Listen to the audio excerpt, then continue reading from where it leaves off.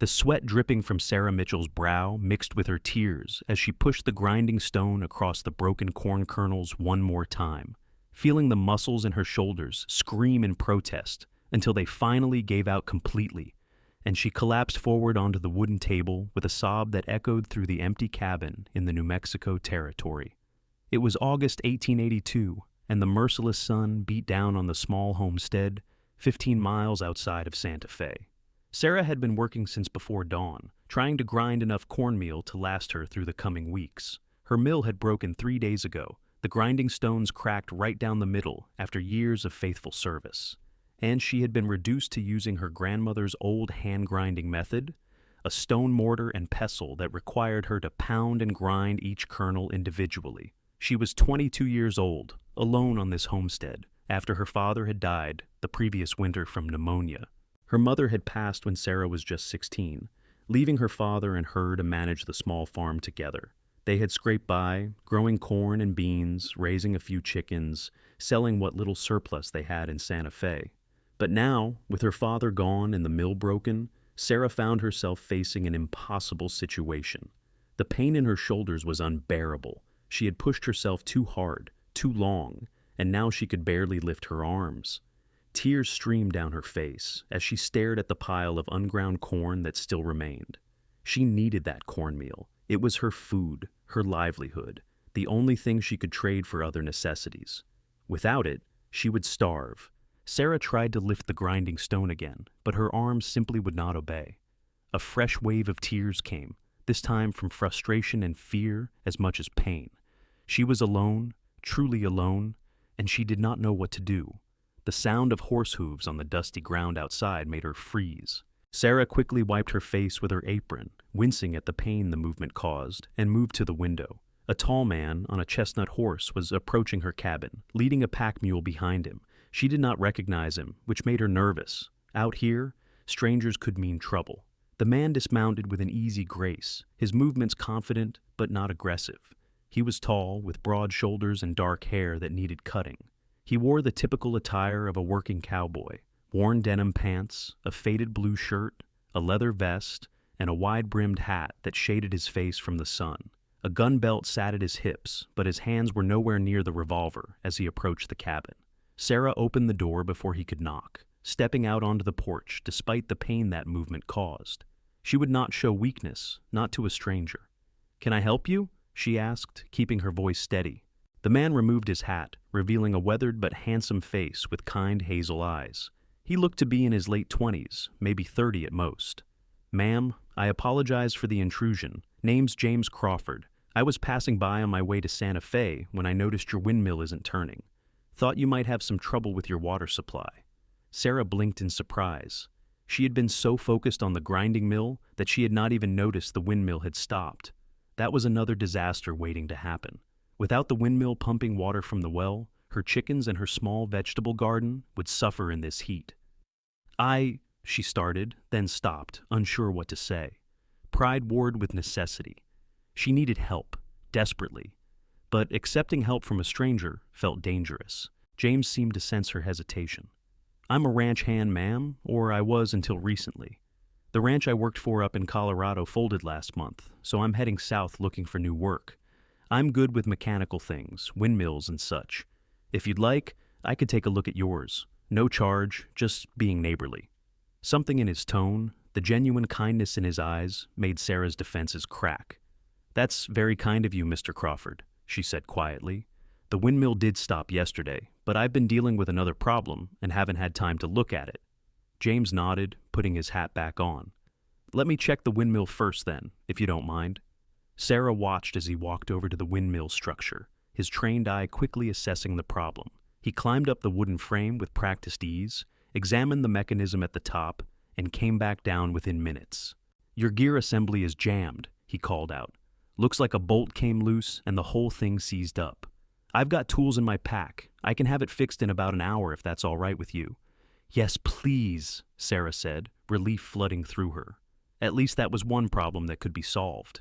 James got to work immediately, retrieving tools from his pack mule and climbing back up the windmill. Sarah tried to go back inside to continue her grinding, but the moment she picked up the grinding stone, the pain in her shoulders flared so intensely that she gasped and dropped it. "Ma'am, you all right?" James called from his perch on the windmill. Sarah bit her lip, embarrassed. "I'm fine," she called back, but her voice betrayed her. She heard him climb down, and a moment later, he appeared at her door. "Begging your pardon, ma'am, but you don't sound fine."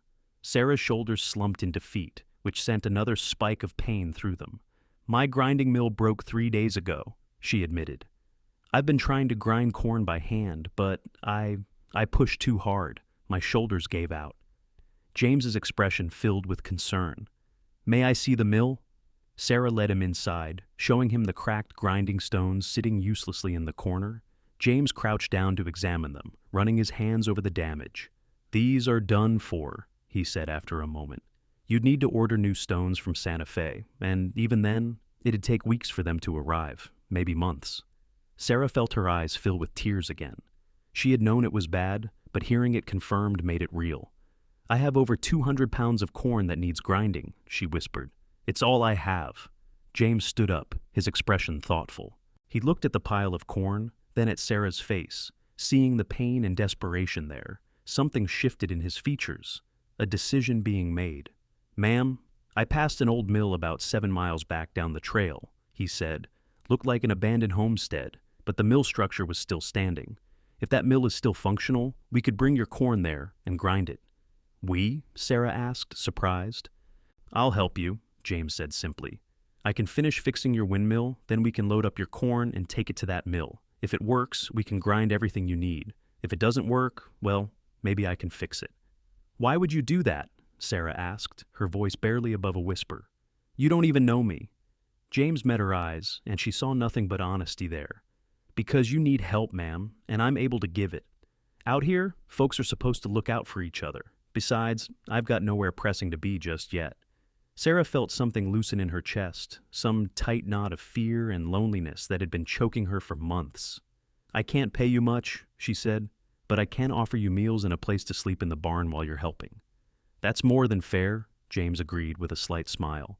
True to his word, James had the windmill repaired within the hour. The blades began turning again, creaking slightly but pumping water steadily from the well below.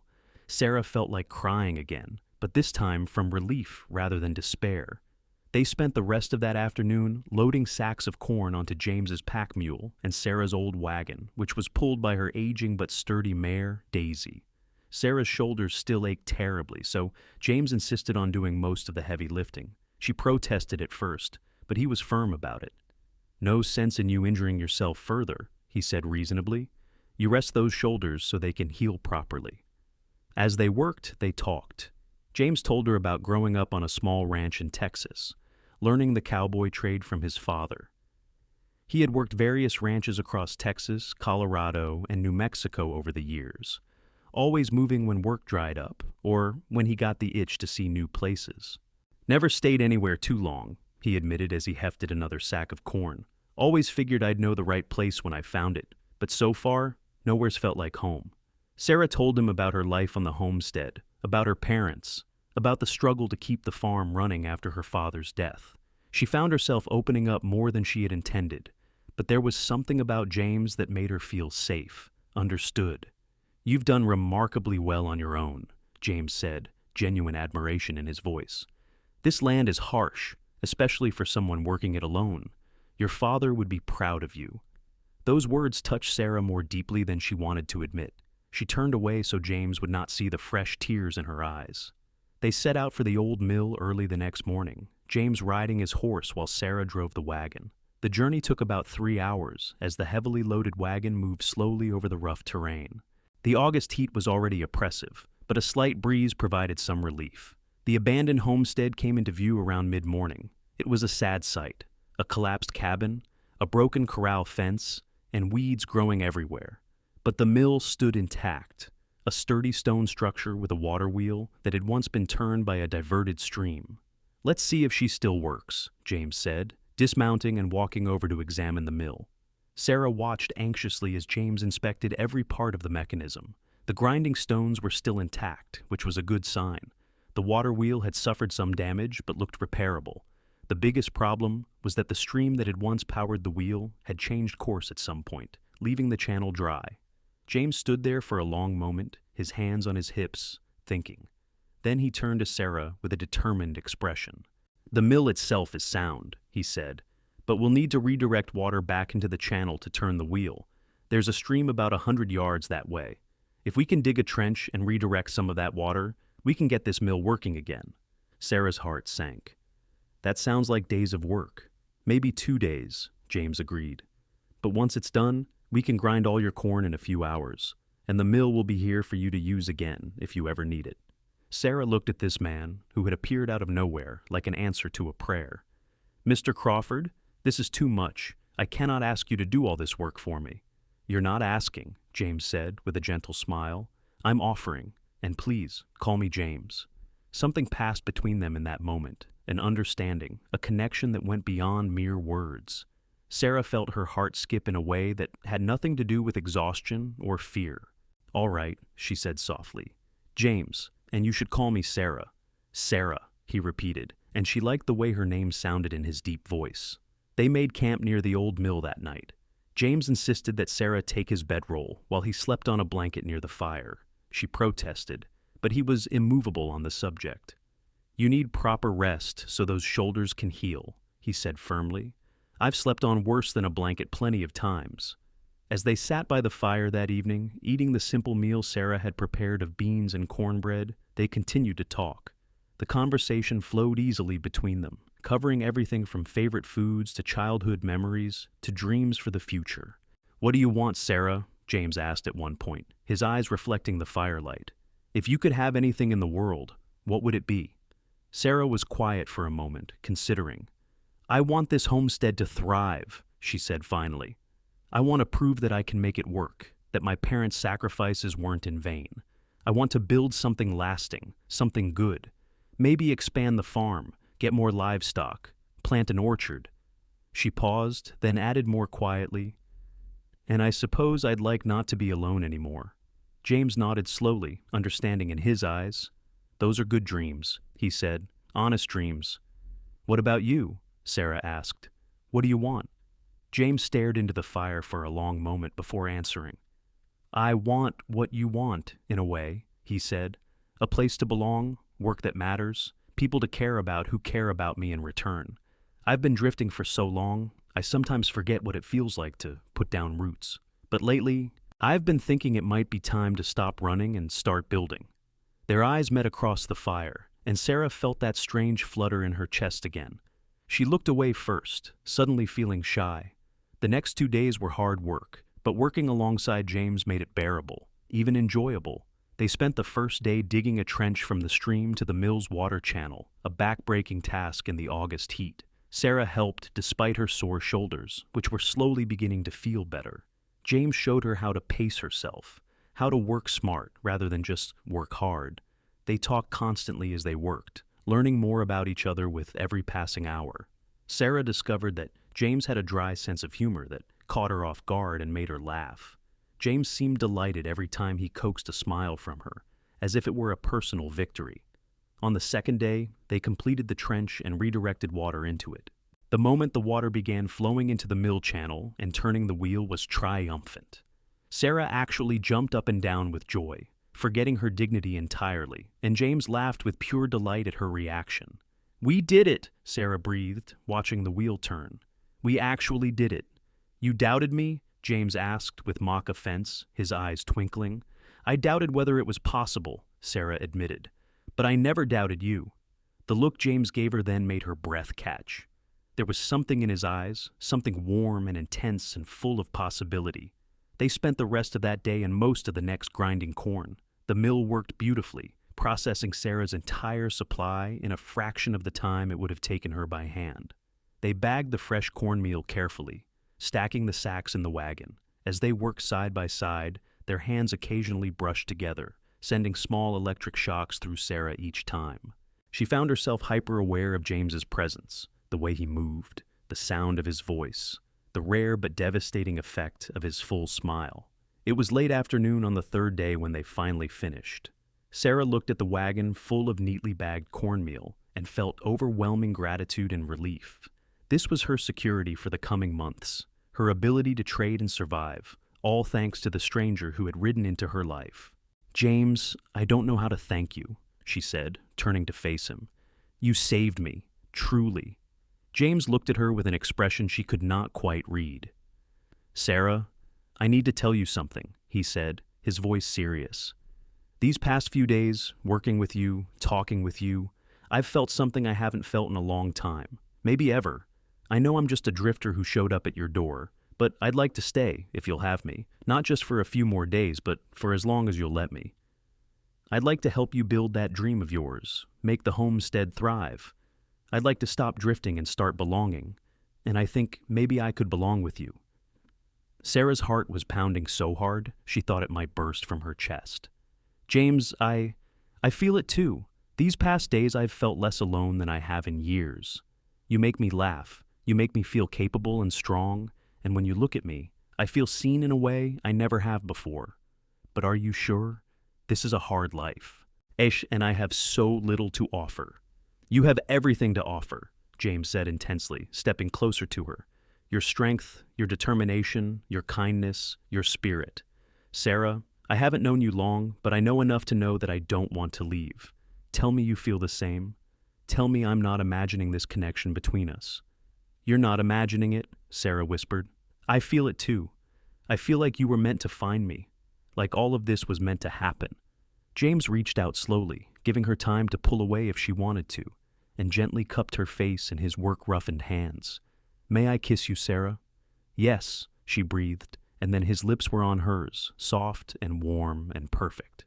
The kiss was everything a first kiss should be, tender and sweet and full of promise. When they finally pulled apart, both were breathless, and Sarah saw her own wonder and joy reflected in James's eyes. "Stay," she said simply. "Please stay."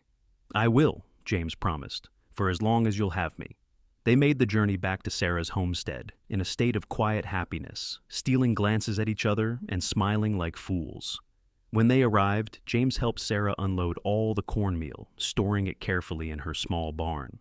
That evening, as they sat on the porch watching the sunset paint the New Mexico sky in shades of orange and pink, James took Sarah's hand in his. "I should be clear about my intentions," he said seriously. "I'm not a man who toys with a woman's affections. When I said I want to stay, I mean permanently. I want to court you properly, Sarah Mitchell. I want to help you run this homestead, build it into something prosperous. And someday, if you'll have me, I want to marry you and spend the rest of my life by your side."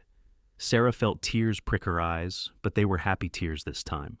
"I would like that very much," she said softly. "All of it." James smiled, that full, brilliant smile she was learning to treasure, and leaned in to kiss her again. The weeks that followed were some of the happiest of Sarah's life. James moved into the barn, keeping everything proper and respectable, but spent his days working alongside Sarah to improve the homestead. He repaired the chicken coop, fixed the leaning fence posts, and helped her plant a late crop of beans and squash. His knowledge of ranching and farming was extensive, and Sarah soaked up every piece of advice he offered. But more than the physical help, it was the companionship that meant the most to Sarah. Having someone to talk to laugh with, to share meals and stories and dreams with, filled a void in her life she had not fully acknowledged until now. James was patient and kind, thoughtful and hard-working, and every day she fell a little more in love with him. James, for his part, seemed to feel the same way. Sarah would catch him watching her with an expression of such tenderness it made her heart ache. He brought her wildflowers he found while checking the property. He insisted on taking over the heavier chores so her shoulders could fully heal. He learned her preferences and habits, making coffee just the way she liked it, knowing without being told when she needed quiet and when she needed conversation. They went into Santa Fe together in mid-September, riding side by side with Sarah's wagon loaded with goods to sell and trade. It was Sarah's first time bringing James to town, and she was nervous about what people would say. A young woman living alone with a man, even if he slept in the barn, was the sort of thing that could damage a reputation. But James handled it perfectly. At the general store, he introduced himself to Mr. Olson, the proprietor, as Sarah's hired hand and intended husband. The way he said it, with such pride and certainty, made Sarah's heart swell. He was claiming her, publicly, stating his intentions for all to hear. "We'll be married before winter," James told Mr. Olson, then glanced at Sarah with a slight smile. If the lady agrees, that is. I haven't officially asked yet, waiting for the right moment. Mr. Olson, who had known Sarah since she was a child, looked relieved. That's fine news, Sarah. Your father would be happy to know you found a good man. As they walked back to the wagon later, arms full of supplies, Sarah nudged James with her elbow. You haven't officially asked yet? She teased. I'm working on it, James said with a grin. A man wants his proposal to be memorable. 3 nights later, on a clear evening with a full moon illuminating the desert landscape, James asked Sarah to take a walk with him. They strolled away from the cabin, hand in hand, until they reached a small rise that overlooked the homestead. Sarah, James began, turning to face her and taking both her hands in his. When I rode up to your cabin that day in August, I was a man without a home, without a purpose beyond finding the next job. I was lonely without even realizing how lonely I was. And then I met you, and everything changed. You've given me a home, a purpose, a reason to wake up excited for each new day. You've given me your trust, your laughter, your sweetness, and your strength. You've given me your heart, and I want you to know that I treasure it above all things. He dropped to one knee, and Sarah gasped, her free hand flying to her mouth. Sarah Mitchell, I love you with everything I am. Will you marry me? Will you let me spend the rest of my life trying to make you as happy as you've made me? Yes, Sarah said through her tears, pulling James to his feet and into her arms. Yes, yes, yes. I love you too, James. So much. They held each other under the moonlight, kissing and laughing and planning their future together. James did not have a ring yet, but he promised to get her one in Santa Fe. Sarah told him she did not care about rings. She only cared about him. They were married 6 weeks later, on a crisp October morning, by the circuit preacher who passed through Santa Fe once a month. It was a simple ceremony, attended by a handful of townspeople who knew Sarah, including Mr. Olson and his wife, the local doctor and his family, and a few neighboring ranchers. Sarah wore her mother's wedding dress, which she had altered to fit her own frame. James wore new clothes purchased especially for the occasion: black pants, a white shirt, a black vest, and a string tie. He looked so handsome that Sarah could hardly breathe when she saw him waiting for her at the front of the small church.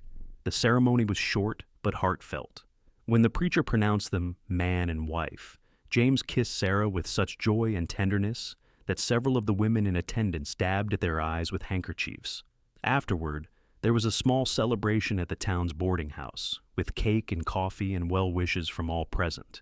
James never left Sarah's side, his hand always touching her somewhere, holding her hand, resting on the small of her back, brushing a strand of hair from her face. As the sun began to set, they climbed into the wagon and headed home, husband and wife, ready to start their life together. That first night as a married couple was everything Sarah had hoped for, and more. James was gentle and patient, making sure Sarah felt safe and loved every moment. They whispered to each other in the darkness, making promises and sharing dreams, and when Sarah finally fell asleep in her husband's arms, she felt more content than she had ever thought possible. The years that followed were not always easy, but they were good years, filled with hard work and gradual progress. James proved to be everything Sarah had hoped for in a partner: dedicated, resourceful, and unfailingly supportive. Together, they expanded the homestead, bit by bit. The first year, they focused on stability and survival. James built a proper addition to the cabin, creating more living space and making necessary repairs to the structure. They increased their chicken flock and added 2 pigs. Sarah's cornmeal was in demand in Santa Fe, so they planted more corn the following spring. The second year brought their first major expansion. They purchased a small herd of cattle, just 10 head, but it was a start. James built a proper barn to replace the old leaning structure, and they dug a second well closer to the house. Sarah started a vegetable garden that was the envy of the neighboring ranchers, growing squash, beans, tomatoes, and peppers in abundance. The third year brought their greatest joy and greatest challenge. Sarah discovered she was pregnant in early spring. She was 25 now, James was 31, and they were both thrilled at the prospect of becoming parents. But pregnancy was difficult for Sarah, particularly in the blazing summer heat. James insisted she rest more, taking over most of her usual chores in addition to his own. "You're growing our child," he would say whenever she protested. "That's the most important work there is right now. Let me handle the rest." Their son was born in December 1885, a healthy baby boy with his father's dark hair and his mother's blue eyes. They named him Samuel after Sarah's father, and James wept when he first held his son, overcome with emotion. "I never knew," he whispered to Sarah as she rested in their bed, exhausted but happy. "I never knew I could love anyone this much. You and Samuel, you're my whole world." Samuel was followed by a daughter, Emma, 2 years later. Emma had James's hazel eyes and Sarah's delicate features, and she was a sweet-tempered baby who rarely fussed. James was utterly besotted with his daughter, carrying her everywhere and singing her silly songs that made Sarah laugh. With the children came new challenges. Money was tight with 2 extra mouths to feed, and there was never enough time to get everything done. But Sarah and James worked as a team, supporting each other through the difficult moments and celebrating the victories, however small. When Samuel was 4 and Emma was 2, they finally had enough saved to purchase the land that held the old mill where James had ground Sarah's corn all those years ago. It was a proud moment for both of them, a symbol of how far they had come. "This is where our life really began," Sarah said as they stood beside the mill, watching the children play near the stream. "This is where I knew I loved you." "I loved you before that," James admitted, pulling Sarah against his side.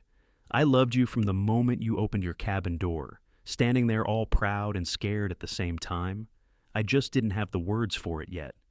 They restored the mill properly, and it became a source of income for them, charging a small fee for neighboring farmers to grind their grain there. It also became a special place for their family, a spot where they would picnic on Sundays after church, letting the children play while Sarah and James talked and dreamed. The homestead continued to grow. By 1890, they had 40 head of cattle, 3 horses besides Daisy, who had finally retired to peaceful grazing, a substantial flock of chickens, and they had started the orchard Sarah had always dreamed of: apple, peach, and cherry trees that would take years to mature but promised future abundance. Their family grew as well. A second daughter, Clara, was born in 1889, followed by another son, Joseph, in 1892. The cabin had been expanded twice by then, growing from Sarah's original 2 rooms to a proper 6-room house with a real wood floor throughout, and glass windows that James had hauled carefully from Santa Fe. Life was full and busy and often exhausting, but it was good. Sarah would sometimes pause in the middle of her day, watching James teach Samuel how to rope a fence post, or seeing Emma help Clara pick wildflowers, and feel overwhelming gratitude for the life they had built together. The children adored their father. James was patient and playful with them, teaching them everything he knew about ranching and farming, but also making time for games and stories and laughter. He taught Samuel to ride when the boy was just 5, patient through every fall and scared moment.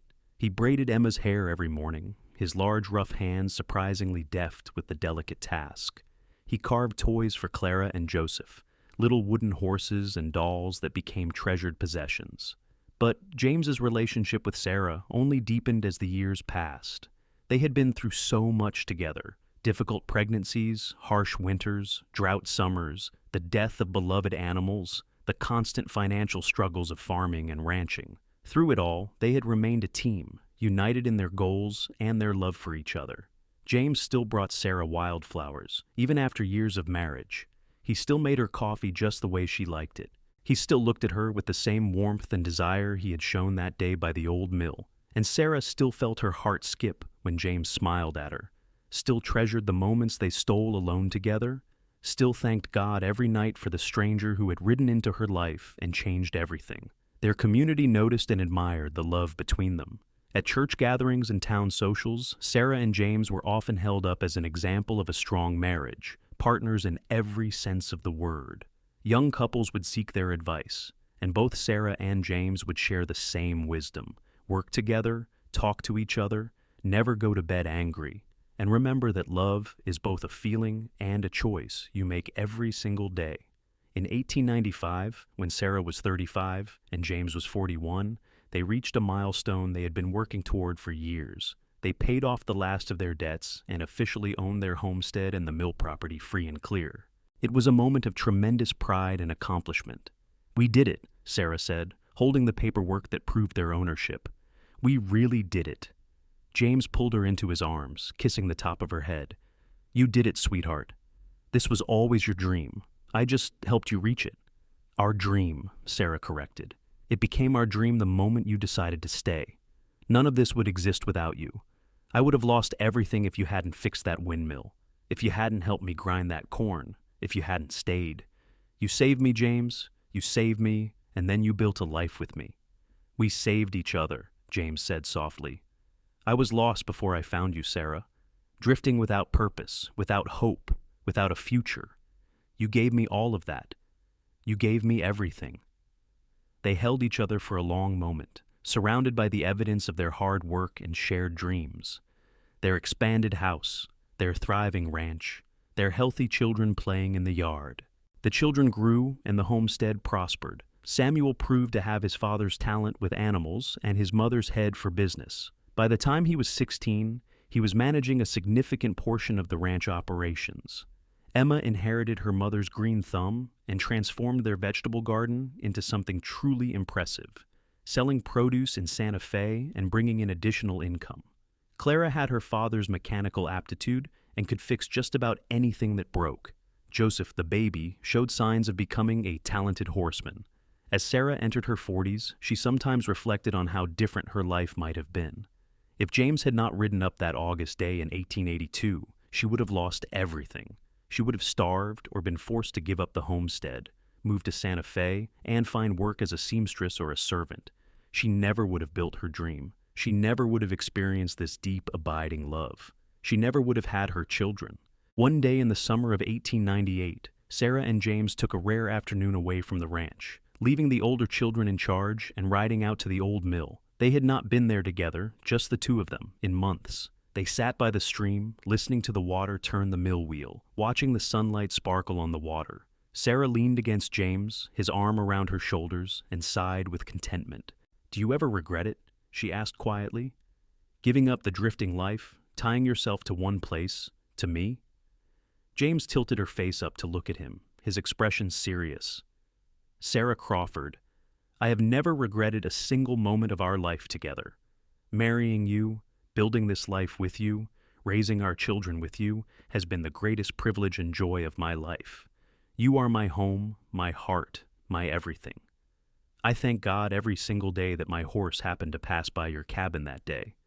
"It wasn't just chance, was it?" Sarah said softly. "It couldn't have been. It was meant to be. We were meant to be." "Yes," James agreed. "We were meant to be." He kissed her then, a long, slow kiss full of 16 years of love and partnership and devotion. When they finally pulled apart, both were smiling. "Come on," James said, standing and pulling Sarah to her feet. "Let's go home. Our children are probably wondering where we disappeared to."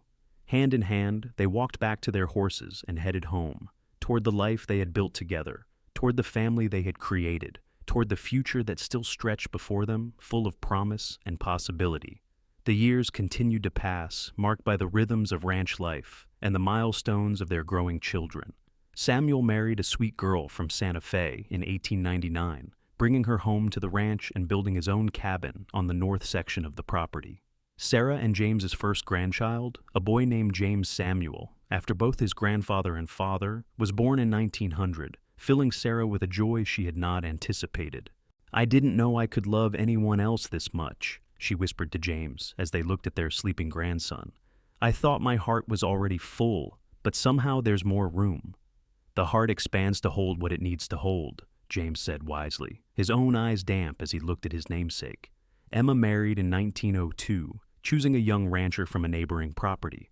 Clara showed no interest in marriage, preferring to work alongside her father on the ranch and mill operations. Joseph, who had grown into a fine young man, was courting a girl from town, and Sarah suspected another wedding was in their future. Sarah and James entered their 50s having achieved everything they had dreamed of and more. Their homestead was now a substantial ranch spanning over 500 acres. The orchard they had planted years earlier was mature and producing abundant fruit that Emma preserved and sold. The mill was a going concern that served farmers from 20 miles around.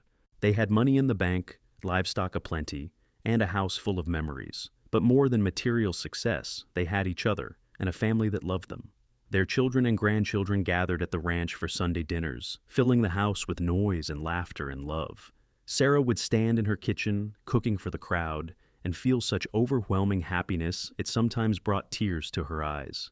James, now with gray threading through his dark hair and lines around his eyes from years of squinting in the sun, was still the same man who had ridden up to her cabin all those years ago. He was still kind, still hardworking, still devoted to Sarah above all else. His body had the aches and pains of a man who had worked hard his entire life, but his spirit was strong, and his love had never wavered. On their 20th wedding anniversary in October 1905, James surprised Sarah with a gift. It was a painting commissioned from an artist in Santa Fe, showing their homestead in careful detail. The house, the barn, the windmill, the corrals, the orchard, all of it captured in vibrant colors. "So you can see what we built," James said, as Sarah stared at the painting with tears streaming down her face. "So you can see what you dreamed and what we made real together." "It's perfect," Sarah whispered. "Everything is perfect. You're perfect." "Not perfect," James corrected with a smile. "Just perfectly yours." They hung the painting in the front room where everyone could see it, a testament to perseverance and partnership and love. As the years moved into the 20th century, the world changed around them. Automobiles began appearing in Santa Fe. Electricity was coming to the larger towns. The railroad expanded its reach. But on their ranch, life continued much as it always had, governed by the seasons and the needs of the land and animals. Sarah's hair went completely white by the time she was 55, but her blue eyes remained as bright and clear as ever. James's body showed more wear, a limp from an old horse accident, joints that ached in cold weather, but his spirit remained undiminished. They worked less themselves as the years passed, letting their children and grandchildren take over more of the daily operations. But they still walked the property together most evenings, hand in hand, surveying their kingdom and counting their blessings. "I have been thinking," Sarah said one evening as they walked, "about that day you rode up to my cabin, about how desperate I was, how lost and alone I felt, how my shoulders had given out from trying to grind that corn by hand." "I remember," James said softly. "You looked like you were at the end of your rope." "I was," Sarah admitted. "I had no idea how I was going to survive. And then you appeared, like an angel sent by God himself. You fixed my windmill, you found that old mill, you ground all my corn. But more than that, you gave me hope. You gave me a reason to keep fighting. You gave me a reason to stop running," James replied. "You gave me a home and a purpose and a love I never thought I would find. You saved me just as much as I saved you, Sarah. Maybe more." "We saved each other," Sarah said, echoing the words James had spoken years earlier. "We built this life together, as true partners. That's why it worked, why it still works. We're a team, you and me, always have been, always will be." "Always," James agreed, stopping to pull Sarah into his arms. "For whatever time we have left in this world, and then in the next one too, my soul is bound to yours, Sarah. Nothing can change that." They kissed there in the fading light, two people who had found each other against all odds and built something beautiful together. More grandchildren came, 13 in total by 1910.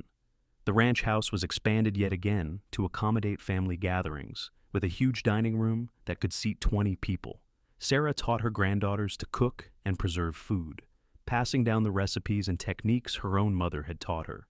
James taught his grandsons to ride and rope, to care for animals, to fix broken things, imparting all the knowledge he had accumulated over a lifetime. The mill continued to operate, now managed primarily by Clara and her youngest brother Joseph, who had finally married his sweetheart and built a house near the mill property. It had become a gathering place for the community, somewhere farmers came not just to grind grain, but to share news and socialize. On a warm day in June 1912, Sarah and James sat on their porch watching 3 of their grandchildren play in the yard. Samuel's oldest son was teaching his younger cousins to lasso a fence post, with limited success and much laughter. "We've been blessed," Sarah said quietly, her hand in James's as it had been thousands of times before. "So incredibly blessed." "We have," James agreed. "Sometimes I still can't believe this is my life, that I get to wake up next to you every morning, that all of this is real." "It's real," Sarah assured him. 30 years of marriage, 4 children, 13 grandchildren, a successful ranch, and a love that has never faded. It's all real, my darling. It's all real, and it's all ours. James raised Sarah's hand to his lips, kissing it gently. I love you, Sarah Crawford. I have loved you since 1882, and I will love you until I draw my last breath and beyond. And I love you, James Crawford, the cowboy who rode into my life when I needed him most and stayed to build a life with me. You are the best thing that ever happened to me. They sat there in companionable silence, watching their grandchildren play, listening to the windmill creak in the breeze, feeling the warm sun on their faces, and counting their blessings. As evening fell, the family gathered for dinner, all the noise and chaos of a large family meal.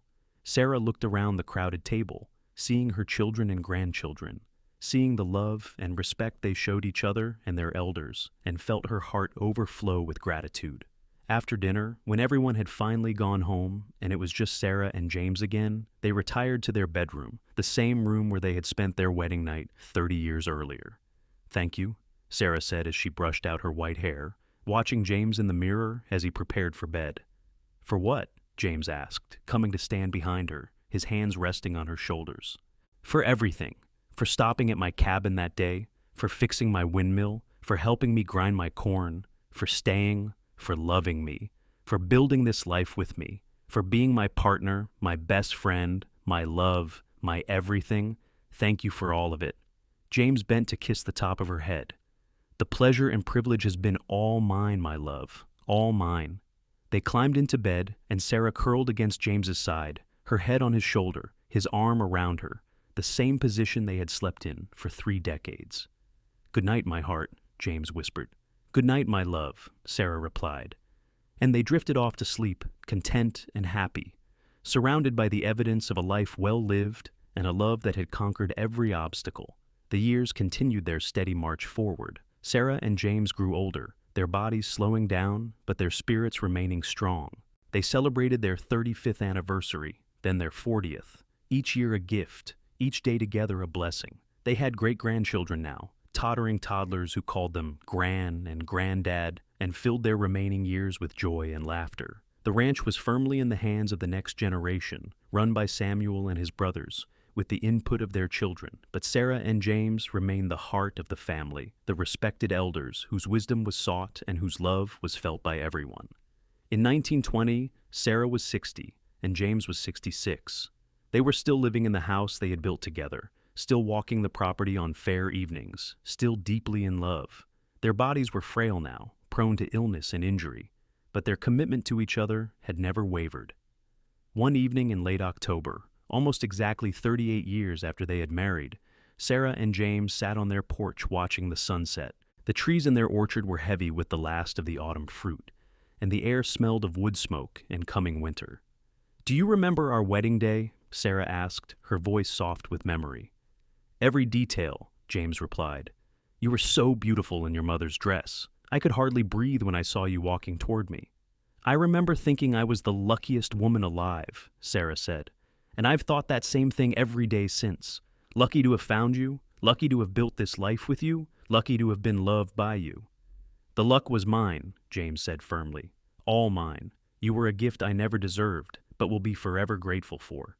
They sat in silence for a while, holding hands, watching the sky turn from orange to pink to purple. James, Sarah said eventually, when our time comes, whenever that is, I want you to know that I have no regrets. None. My life with you has been everything I could have hoped for and more. You made me happy, truly deeply happy, and that's all anyone can ask for. I feel the same way, my darling, James said, his voice thick with emotion. You were my home, my purpose, my joy. Everything good in my life came from you or through you. I was a lost soul before you, and you gave me a reason to be found. We found each other, Sarah corrected gently. That day in August, we found each other, and nothing was ever the same after that. No, James agreed. Nothing was ever the same. Everything was better. Everything was perfect. They stayed on the porch until the stars came out. 2 old souls who had traveled life's journey together and were ready for whatever came next, knowing that their love would endure beyond the boundaries of this world. James passed away peacefully in his sleep in January 1923 at the age of 68. Sarah was holding his hand when he drew his last breath, whispering that she loved him and would see him again soon. The grief was intense, a physical ache that never fully subsided, but Sarah took comfort in the life they had shared and the family they had created. She continued to live in their house, cared for by her children and grandchildren, surrounded by memories of James in every corner. She would talk about him often, telling stories to the great-grandchildren who had never met him, keeping his memory alive. Sarah lived for 3 more years, growing frailer but maintaining her mental sharpness to the end. She passed away in her sleep in September 1926, at the age of 66, in the bed she had shared with James for so many years. The family buried her next to James on a hill overlooking the ranch, where they could rest together forever, watching over the land they had built and the legacy they had created. At Sarah's funeral, attended by over 100 people including children, grandchildren, great-grandchildren, and countless members of the community whose lives Sarah and James had touched, Samuel stood to speak about his parents. "My father once told me that the day he rode up to our mother's cabin was the day his life truly began," Samuel said, his voice steady despite his grief.